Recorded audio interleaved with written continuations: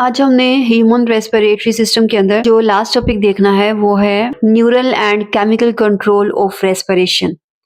Obviously हमारी body में जो भी एक्टिविटीज होती हैं वो एक्टिविटीज ब्रेन कंट्रोल करता है, हार्मोन्स कंट्रोल करते हैं।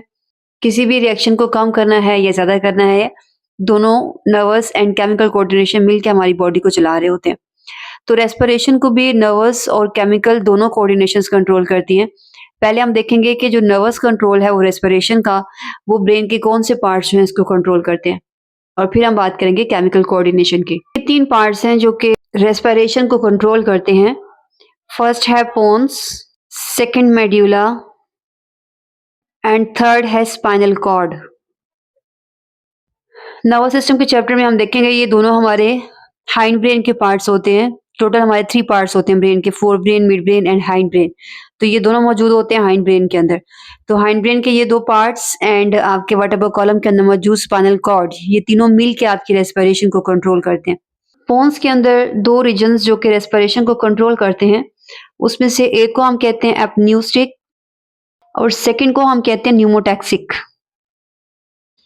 मेडुला के अंदर भी 2 सेंटर्स होते हैं रेस्पिरेशन को कंट्रोल करने के लिए। एक होता है डोर्सल साइड पे, एक होता है वेंट्रल साइड पे। तो जो वेंट्रल साइड पे है उन्हें हम कहते हैं वीआरजी। वी शो करता है वेंट्रल को and RG respiratory group of neurons हो जाएगा। एंड सेकंड जो सेंटर है उसे हम कहते हैं, जो डोर्सल साइड पे होता है, वो है DRG, dorsal respiratory group of neurons. Respiration की सब एक्टिविटीज को कंट्रोल करने के लिए इन 4 सेंटर्स के अलावा रेस्पिरेशन का भी एक पेसमेकर होता है। जैसे हमने हार्ट के अंदर पढ़ा था, ऐसे नोड पेसमेकर हार्ट की एक्टिविटी को कंट्रोल करता है। तो रेस्पिरेशन की एक्टिविटी को कंट्रोल करने के लिए जो ब्रेन स्टेम के अंदर एरिया होता है उसे हम कहते हैं प्री बोर्ड-ज़िंगर कॉम्प्लेक्स। और जैसे आपने ऐसे नोड में पढ़ा था, जब वहां से इंफॉर्मेशन आती है तो हार्ट की एक्टिविटी स्टार्ट होती है। तो प्री बोर्ड-ज़िंगर कॉम्प्लेक्स भी क्या करता है, यहाँ से इंफॉर्मेशन को फायर करता है किसके पास, डीआरजी के पास, जो कि मेडुला के अंदर मौजूद होते हैं। और डीआरजी के पास जो न्यूरॉन्स हैं वो ओनली कंट्रोल करते हैं इंस्पिरेशन को। वीआरजी के पास जो न्यूरॉन्स होते हैं वो इंस्पिरेशन एंड एक्सपायरेशन दोनों को कंट्रोल करते हैं। जैसे ही डीआरजी को इंफॉर्मेशन मिली प्री बोर्ड-ज़िंगर कॉम्प्लेक्स से, तो यहाँ पे जो न्यूरॉन्स हैं वो इंस्पिरेशन को भी कॉज कंट्रोल करते हैं। तो वो इंफॉर्मेशन देते हैं किसको, मोटर न्यूरॉन्स को, जो कि मौजूद हैं किसके अंदर, स्पाइनल कॉर्ड में। और ये मोटर न्यूरॉन्स जो हैं रेस्पिरेटरी मसल्स को ऑर्डर देते हैं। रेस्पिरेटरी मसल्स में लास्ट टाइम आपने पढ़ा था 2 तरह के मसल्स होते हैं। एक है आपका डायफ्राम के मसल्स एंड सेकंड है एक्सटर्नल इंटरकोस्टल मसल्स। तो उनको मैसेज मिलता है, उन दोनों को यहाँ पे मैं लिख रही हूँ, ये है रेस्पिरेटरी मसल्स। और आपको पता है कि वो दोनों इनहेलेशन के टाइम पे क्या होते हैं, कॉन्ट्रैक्ट। रेस्पिरेटरी मसल्स को जब मैसेज मिला तो ये क्या हो जाएंगे, कॉन्ट्रैक्ट, और हम बोलते हैं कि हमने क्या किया है, हमने इनहेल किया है।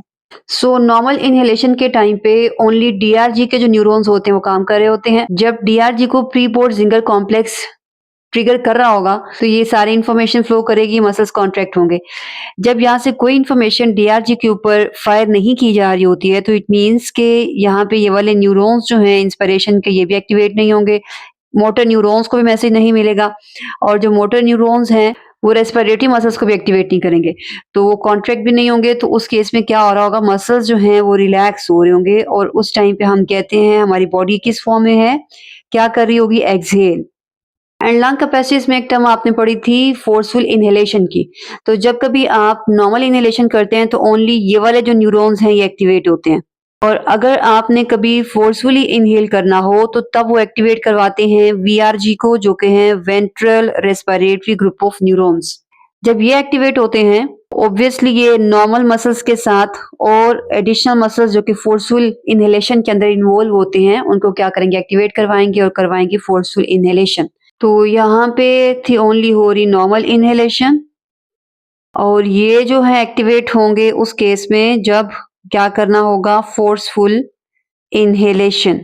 और जब भी इंस्पिरेटरी न्यूरॉन्स चाहे डीआरजी के हैं या वीआरजी के हैं काम कर रहे होंगे, उस टाइम पे एक्सहेलेशन ऑब्वियसली नहीं हो रही होती है।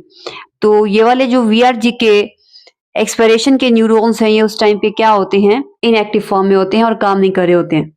तो इट मीन्स के इंस्पिरेशन और एक्सपिरेशन के जो न्यूरॉन्स हैं ये एक दूसरे के ऊपर डिपेंडेंट हैं। अगर ये काम कर रहा है तो ये स्विच ऑफ होता है, अगर ये स्विच ऑन है तो ये स्विच ऑफ होता है। मैं यहाँ पे लिख देती हूँ, अगर ये एक्टिव फॉर्म में है तो ये क्या होगा, इनएक्टिव फॉर्म में, और अगर ये क्या हो जाएगा, एक्टिव, तो ये इनको क्या करवा देगा, इनएक्टिव फॉर्म में। तो एक टाइम पे एक ही न्यूरॉन्स काम करेंगे, इनहेलेशन के या फिर एक्सहेलेशन के। और ये भी याद रखिएगा कि जो डीआरजी के न्यूरॉन्स होते हैं ये कंट्रोल करते हैं नॉर्मल ब्रीदिंग को, और ये कंट्रोल करते हैं फोर्सफुल इनहेलेशन और एक्सहेलेशन को। अगर ये नॉर्मल ब्रीदिंग में एक्टिवेट हो रहे हैं तो इनहेलेशन हो रही है, अगर कोई इन्फॉर्मेशन यहाँ से नहीं मिल रही है तो ये एक्सहेल कर रहे होंगे। सेम इस तरह से अगर इन्फॉर्मेशन यहाँ से यहाँ पे आके वीआरजी को एक्टिवेट कराती है तो इनहेलेशन फोर्सफुल होगी, अगर आप फोर्सफुल इनहेल करेंगे तो फोर्सफुल एक्सहेल भी करेंगे, तो उस केस में आपकी जो होती है एक्सहेलेशन वो क्या होगी, फोर्सफुल एक्सहेलेशन होगी। अगर आप फोर्सफुली क्या करेंगे, इनहेल। नॉर्मल इनहेल और एक्सहेल को कंट्रोल करना है डीआरजी ने, फोर्सफुल इनहेल और एक्सहेल को कंट्रोल करना है वीआरजी ने। ये इनएक्टिव होते हैं किस केस में, जब आप क्या कर रहे होते हैं, नॉर्मली ब्रीथ कर रहे होते हैं, और ओनली एक्टिवेट होंगे कब, जब आपने करना है फोर्सफुल इनहेल या एक्सहेल। समटाइम्स ब्रीदिंग के कंट्रोल को चेंज करने के लिए न्यूमोटैक्सिक सेंटर भी क्या करता है, अपनी इंफॉर्मेशन जो है वो फायर कर सकता है, और ये इनहिबिटरी है किसके लिए, डीआरजी के लिए। अगर ये इनहिबिटरी है तो इट मीन्स कि डीआरजी के इंस्पिरेटरी न्यूरॉन्स क्या है, इनएक्टिव हैं, और इनको कोई इन्फॉर्मेशन नहीं मिल रही है। रेस्पिरेटरी मसल्स क्या कर रहे हैं, उनको भी कोई इन्फॉर्मेशन नहीं मिल रही है, तो मसल्स क्या कर रहे हैं, रिलैक्स कर रहे हैं, और क्या हो रहा है, एक्सहेल हो रहा है। तो नॉर्मल इनहेल में यहाँ से इंफॉर्मेशन आती है, अगर इंफॉर्मेशन नहीं आती है तो एक्सहेल है।